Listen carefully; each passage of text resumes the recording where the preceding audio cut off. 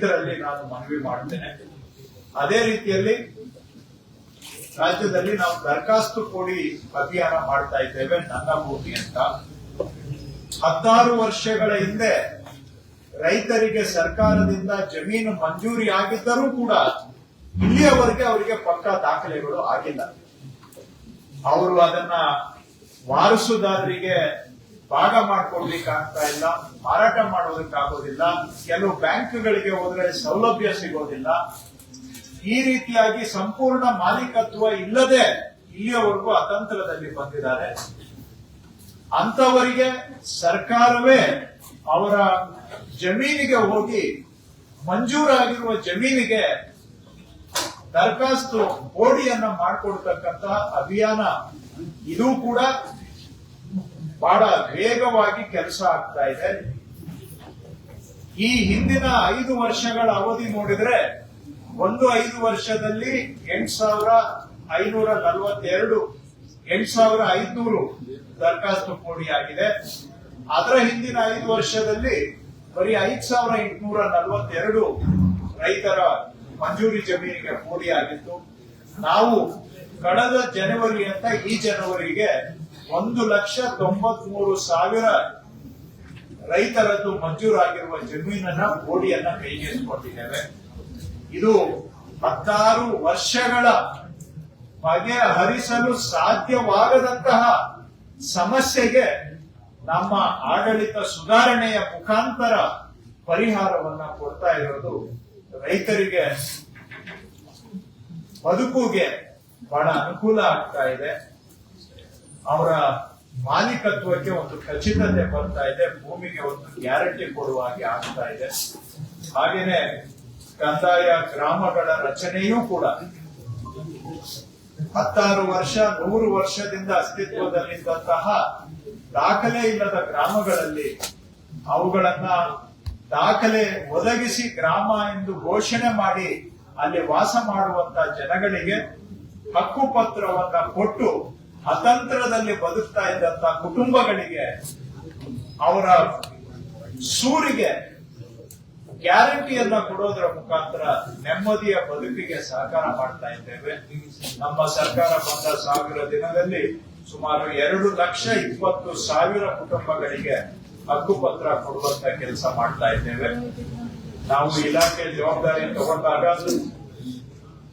ಜನ ನಾನಾ ಕಾರಣಗಳಿಗೆ ಕಚೇರಿಗಳಿಗೆ ಅಲಿಯುವಂತದನ್ನ ನಾನು ಗಮನಿಸಿದ್ದೇನೆ. ಸುತ್ತಿ ಕೆಲಸ ಆಗದೆ ಭ್ರಮ ನಿರಶನರಾಗಿ ಮಧ್ಯವರ್ತಿಗಳ ಕೈವಶವಾಗಿರುವಂತಹದ್ದು ಕೂಡ ಗಮನಿಸಿದ್ದೇವೆ. ಇವಕ್ಕೆಲ್ಲ ಪರಿಹಾರ ಹುಡುಕ್ಬೇಕು ಅಂತ ಹೇಳಿ ಸಮಸ್ಯೆಗಳು ಅವುಗಳನ್ನ ಹುಡುಕಿ ಅವುಗಳಿಗೆ ಪರಿಹಾರ ಕೊಡುವಂತ ಕೆಲಸ ಮಾಡ್ತಾ ಇದ್ದೇವೆ. ಉದಾಹರಣೆಗೆ ತಹಶೀಲ್ದಾರರ ಕೋರ್ಟ್ ಅಲ್ಲಿ ಅವಧಿ ಮೀರಿ ಬಾಕಿ ಇದ್ದಂತ ಕೇಸುಗಳು 10,774. ಇದನ್ನ ಸರ್ಕಾರವೇ ವಿಲೆ ಮಾಡತಕ್ಕಂತ ಅಭಿಯಾನವನ್ನ ನಡೆಸಿ ಬಾಕಿ ಇರುವಂತಹ ಅವಧಿ ಮೀರಿದಂತಹ ಪ್ರಕರಣಗಳನ್ನ 10,774 ಇದ್ದಿದ್ದು ಇವತ್ತು ಕೇವಲ 492ಕ್ಕೆ ಇಳಿಸಿದೆ. ಅದು ಉಳಿದ ಪ್ರಕರಣಗಳನ್ನ ವಿಲೆ ಮಾಡಿದ್ದೇವೆ. ಎಸಿ ಕೋರ್ಟ್ ಅಲ್ಲಿ ಅವಧಿ ಮೀರಿದಂತಹ ಕೇಸುಗಳು 73,624 ಇತ್ತು. ಅವುಗಳನ್ನು ಕೂಡ ಸರ್ಕಾರವೇ ಸ್ವಯಂ ಪ್ರೇರಣೆಯಿಂದ ಹೆಚ್ಚುವರಿ ವಿಶೇಷ ಎಸಿಗಳನ್ನ ನೇಮಕ ಮಾಡಿ ವಿಲೆ ಮಾಡಿಸಿ 73,624 ಇದ್ದಿದ್ದು ಸುಮಾರು 11,400ಕ್ಕೆ ಇವತ್ತು ಇಳಿಸಿದ್ದೇವೆ. ಅದರಲ್ಲಿ 5 ವರ್ಷಕ್ಕಿಂತ ಹೆಚ್ಚು ಬಾಕಿ ಇದ್ದಂತಹದ್ದು 32,757 ಇತ್ತು. ಇವತ್ತು ಅದನ್ನ 3,100 ಪ್ರಕರಣಕ್ಕೆ ಇಳಿಸಿದೆ. ಇವೆಲ್ಲವೂ ಕೂಡ ನಮ್ಮ ಉದ್ದೇಶ ಭೂ ಮಾಲೀಕತ್ವಕ್ಕೆ ಒಂದು ಖಚಿತತೆ ಕೊಡಬೇಕು. ಭೂ ಮಾಲೀಕತ್ವ ಭೂ ವ್ಯಾಜ್ಯಕ್ಕೆ ಮತ್ತೊಂದು ಪದ ಆಗಿದ್ದಂತಹ ಸಂದರ್ಭದಲ್ಲಿ ಅದರಿಂದ ಜನಗಳ ಜೀವನವೇ ಅತಂತ್ರವಾಗ್ತಾ ಇದ್ದಂತಹ ಸಂದರ್ಭದಲ್ಲಿ ಭೂಮಿಯ ಮಾಲೀಕತ್ವವನ್ನ ಸಾಬೀತುಪಡಿಸಲಿಕ್ಕೆ ಜನ ಕೋರ್ಟು ಕಚೇರಿ ಅಲದು ಜೀವನದ ಅರ್ಧ ಸಮಯವನ್ನ ಇದಕ್ಕೆ ಸುರಿತಾ ಇದ್ದಂತಹ ಸಂದರ್ಭದಲ್ಲಿ ಇವುಗಳಿಗೆ ಪರಿಹಾರ ಕೊಡಬೇಕು ಅಂತೇಳಿ ಇವೆಲ್ಲ ಯೋಜನೆಗಳನ್ನ ನಾವು ಕೈಗೆತ್ತಿಕೊಂಡು ಭೂ ಮಾಲೀಕತ್ವಕ್ಕೆ ಒಂದು ರೀತಿಯ ಖಚಿತತೆ, ಭೂ ಗ್ಯಾರಂಟಿ ಕೊಡಬೇಕು ಅನ್ನೋ ದಿಕ್ಕಿನಲ್ಲಿ ಪ್ರಯತ್ನವನ್ನ ಮಾಡ್ತಾ ಇದ್ದೇವೆ. 1000 ದಿನದಲ್ಲಿ ಸಾಕಷ್ಟು ಕೆಲಸ ಆಗಿದೆ. ಆದ್ರೆ ನಮ್ಮ ಇಲಾಖೆಯಲ್ಲಿ ಮಾಡಬೇಕಾಗಿರುವಂತಹದ್ದು ಇನ್ನೂ ಹೆಚ್ಚು ಇದೆ. ಈ 1000 ದಿನದ ಸಾಧನೆ ಆಧಾರದ ಮೇಲೆ ಮುಂದೆ ಮತ್ತಷ್ಟು ಜನಪರವಾಗಿ ಕೆಲಸ ಮಾಡಬೇಕು ಅನ್ನುವ ಸಂಕಲ್ಪ ಮಾಡಬೇಕು ಅಂತ ಈ ಸಂದರ್ಭದಲ್ಲಿ ನಮ್ಮ ಅಧಿಕಾರಿಗಳಿಗೆ ನಾನು ತಾಕೀತು ಮಾಡಿದ್ದೇನೆ. ಆಗ್ತಾ ಇರುವಂತಹ ಕೆಲಸಗಳನ್ನ ಮುಗಿಸಿ ಇನ್ನೂ ಆಗಬೇಕಾಗಿರುವಂತ ಕೆಲಸಗಳ ಕಡೆಗೆ ಮತ್ತಷ್ಟು ಜನಪರ ಕಾಳಜಿಯಿಂದ ಕೈಗೆತ್ತಿಕೊಳ್ಬೇಕು ಅನ್ನೋದು ನಮ್ಮ ಸಂಕಲ್ಪ. ಮತ್ತಷ್ಟು ಪ್ರಯತ್ನವನ್ನ ನಾವು ಮಾಡ್ತೇವೆ. ಆದ್ರೆ 1000 ದಿನದಲ್ಲಿ ಸಾಕಷ್ಟು ಕೆಲಸ ಆಗಿದೆ ಅನ್ನುವಂತ ಸಮಾಧಾನ ಒಂದು ಕಡೆ ಇದೆ. ಅದರ ಆಧಾರದ ಮೇಲೆ ಮುಂದೆ ಮತ್ತಷ್ಟು ಹೆಚ್ಚಿನ ಕೆಲಸವನ್ನ ಮಾಡ್ತೇವೆ ಅನ್ನೋದನ್ನ ನಾನು ಸ್ಪಷ್ಟಪಡಿಸಲಿಕ್ಕೆ ಬಯಸ್ತೇನೆ. ಸರ್, ಈಗ ಅರ್ಬನ್ ಅಲ್ಲಿ ರೆವೆನ್ಯೂ ಲ್ಯಾಂಡ್ ಗೆ ಬಿ ಖಾತೆ ಆಗ್ತಾ ಇಲ್ಲ, ಬಿಕಾಸ್ ಇದರಲ್ಲಿ ಸಾಫ್ಟ್ವೇರ್ ಅಲ್ಲಿ ಅಪ್ಲೋಡ್ ಆಗ್ತಾ ಇಲ್ಲ ಅಂತ ಒಂದು ಬಟ್ ನೀವು ಆಗ್ತಾ ಇದೆ ಅಂತ ಹೇಳ್ತಾ ಇದ್ದೀರಿ. ಬಟ್ ಯಾವುದೇ ಕಾರಣಕ್ಕೂ ಬಿ ಖಾತೆ ಆಗ್ತಾ ಇಲ್ಲ ಸಿಟಿಯಲ್ಲಿ. ನಾನು ಇದು ನಗರಾಭಿವೃದ್ಧಿ ಇಲಾಖೆಗೆ ಬರುತ್ತೆ, ಕಂದಾಯ ಇಲಾಖೆಗೆ ನೇರವಾಗಿ ಬರೋದಿಲ್ಲ. ಆದ್ರೂ ನಾನು DC ಅವರಿಗೆ ಹೇಳಿದ್ದೇನೆ, ಇದರಲ್ಲಿ ಜನರಿಗೆ ಅರಿವಿನ ಕೊರತೆ ಇದೆಯಾ ಅಥವಾ ವ್ಯವಸ್ಥೆಯಲ್ಲಿ ಏನಾದ್ರೂ ನ್ಯೂನ್ಯತೆ ಇದೆಯಾ, ಎರಡೂ ಕಡೆಯಿಂದ ಇದನ್ನ ಸರಿಪಡಿಸಿ ಸರ್ಕಾರ ಏನು ಈ ಆಸ್ತಿಯನ್ನ ಜಾರಿ ಮಾಡಿದೆ, ನಗರ ಪ್ರದೇಶದಲ್ಲಿ ಇರತಕ್ಕಂತ ಆಸ್ತಿಗಳಿಗೆ ಖಾತೆಯನ್ನ ಕೊಡ್ತಕ್ಕಂಥದ್ದು. ಅದರ ಅಡಿಯಲ್ಲಿ ಅನಧಿಕೃತ ಬಡಾವಣೆಗಳಲ್ಲಿ ನಿವೇಶನಗಳು ಇದ್ರೆ ಅವರಿಗೂ ಕೂಡ ಬಿ ಖಾತೆ ಕೊಡ್ಲಿಕ್ಕೆ ನಗರಾಭಿವೃದ್ಧಿ ಇಲಾಖೆಯವರು ಅವಕಾಶವನ್ನ ಮಾಡಿಕೊಟ್ಟಿದ್ದಾರೆ. ಬಿ ಖಾತೆ ಕೊಡ್ಲಿಕ್ಕೆ ಅದು ಏನಾದ್ರೂ ವ್ಯವಸ್ಥೆಯ ಕೊರತೆಯಿಂದ ಆಗ್ಲಿ ಅಥವಾ ಅರಿವಿನ ಕೊರತೆಯಿಂದ ಆಗ್ಲಿ ಜನಗಳಿಗೆ ತಲುಪ್ತಾ ಇಲ್ಲ ಅಂತ ಹೇಳಿದ್ರೆ ಜನನು ಮುಂದೆ ಬಂದು ಮಾಡಿಸ್ಕೊಡ್ಲಿಕ್ಕೆ ಹೆಜ್ಜೆ ಇಡಬೇಕು.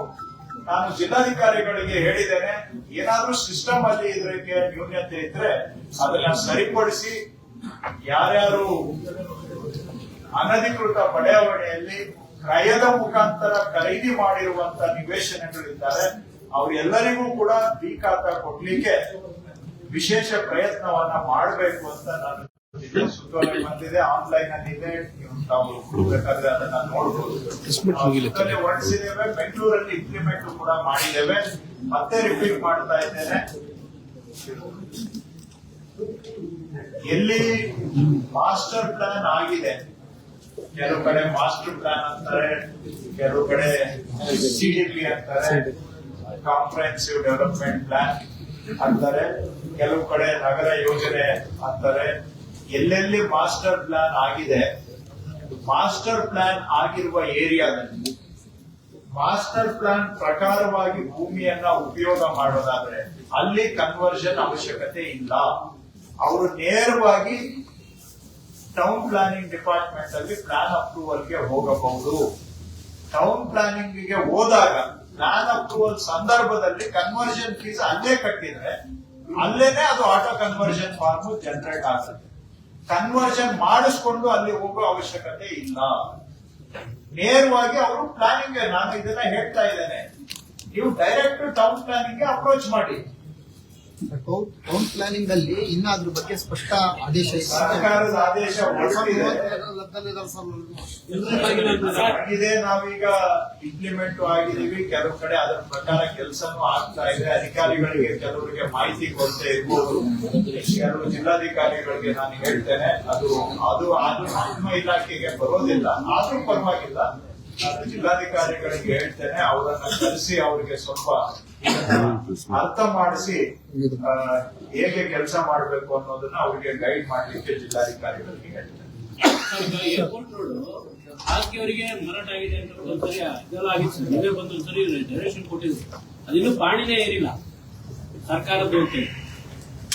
ಇಲ್ಲ, ಅದಾದ್ಮೇಲೆ ಸ್ವಲ್ಪ ಬ್ಯಾಕ್ ಗ್ರೌಂಡ್ ವರ್ಕ್ ಎಲ್ಲ ಮಾಡಿದ್ದಾರೆ, ಇನ್ನು ಫಿನಿಶ್ ಆಗಿಲ್ಲ ಅಂತ ನಾನು ಅನ್ಕೊಳ್ತೇನೆ. ನೀವು ಹೇಳ್ತಾ ಇರೋದು ಹಾಗೆ ಅಂತ ಅನ್ಕೊಳ್ತೇನೆ. ಗ್ರೌಂಡ್ ವರ್ಕ್ ಎಲ್ಲ ಆಯ್ತು, ಅದನ್ನ ಏನ್ ಬೇಕೋ ಪರಿಶೀಲನೆ ಎಲ್ಲ ಮಾಡಿದ್ದಾರೆ.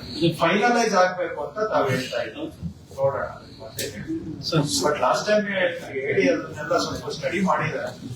ಫೈನಲೈಸ್ ಆಗ್ತದೆ. ಬಟ್ ಅಲ್ಲೇ ಹೊರಡ್ತಾ ಇರ್ತದೆ. ಸರ್ ಇದು ನಿಮ್ಮ ಡಾಕ್ಯುಮೆಂಟ್ ಯುಟಿಲೈಸ್ ಮಾಡಿದಿರಲ್ಲ ಸರ್, ಆದ್ರೆ ಶಿವಮೊಗ್ಗದಲ್ಲಿ ಹಳೆ ಕೈಬರಹದ ಪಾಣಿಗಳು 2 ತಿಂಗಳು ಬೇಕು ಸರ್. ಇವತ್ತು ಅಪ್ಲೈ ಮಾಡಿದ್ರೆ ಒಂದು 2 ತಿಂಗಳು ಬೇಕು. MR ಸಿಗ್ತಾ ಇದೆ, ಪಹಣಿ ಮಾತ್ರ ಬರ್ತಾ ಇಲ್ಲ. ಅದೇನೋ ಸಾಫ್ಟ್ವೇರ್ ಪ್ರಾಬ್ಲಮ್, ಡೌನ್ಲೋಡ್ ಆಗ್ಬೇಕು ಹಾಗೆ ಅಂತ ನೆಪ ಇರ್ಬೇಕು.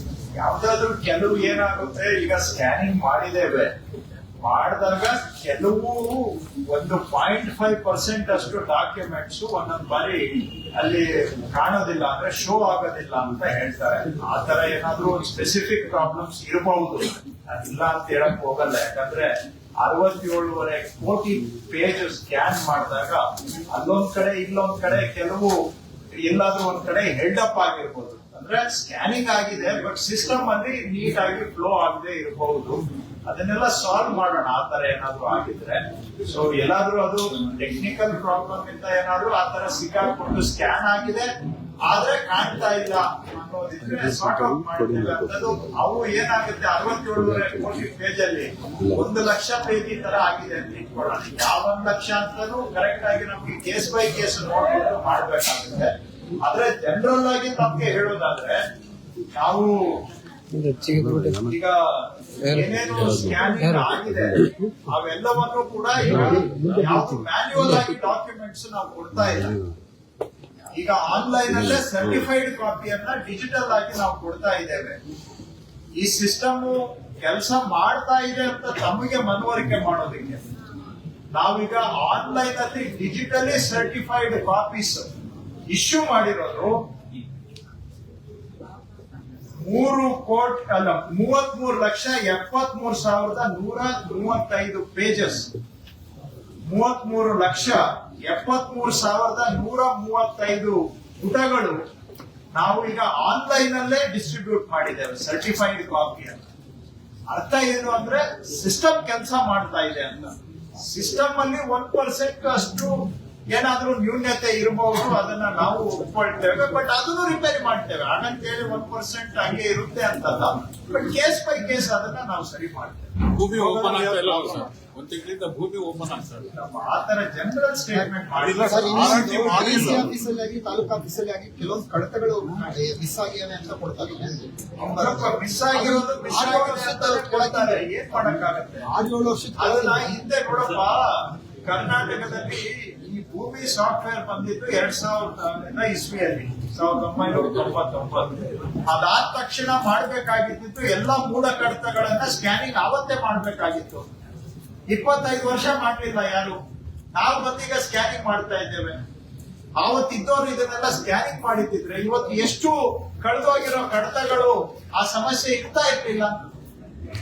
ಫೋರ್ಜರಿಗಳು ಅವಾಯ್ಡ್ ಆಗ್ತಾ ಇತ್ತು, ನಕಲಿಗಳು ಅವಾಯ್ಡ್ ಆಗ್ತಾ ಇತ್ತು.